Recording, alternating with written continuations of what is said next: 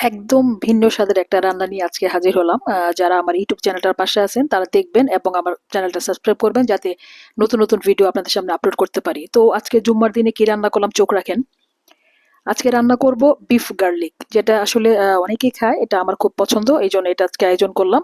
তো সমস্ত পরিমাণ মশলা কড়াইতে দিয়ে যেটা অ্যাজ ইউজুয়াল যেটা দেওয়া হয়, আদা রসুন পেঁয়াজ বাটা ধনে বাটা ধনিয়া যা লাগে সবকিছু একসাথে দিয়ে মশলাগুলো একদম কষাই নিলাম। তারপরে আজকের গরু মাংসটা আমি আগে থেকে একটু সেদ্ধ করে রাখছিলাম যাতে সময়টুকু কম লাগে, তো এটুকু দেখেন, দেখতে থাকেন।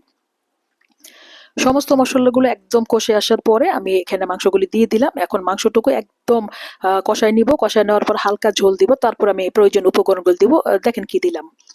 তো গরু মাংসগুলি যখন একদম কষে আসছে, একদম তেলটুকু উপরে উঠে আসে, তারপর আমি এখানে টমেটো দিয়ে দিলাম যেটা আজকে আকর্ষণ, রসুন। এটাই আজকে বিফ গার্লিক করব, অল্প পরিসরে অল্প একটু রান্না করে, যেটা আপনাদের সামনে প্রেজেন্ট করলাম। দেখেন কেমন লাগে।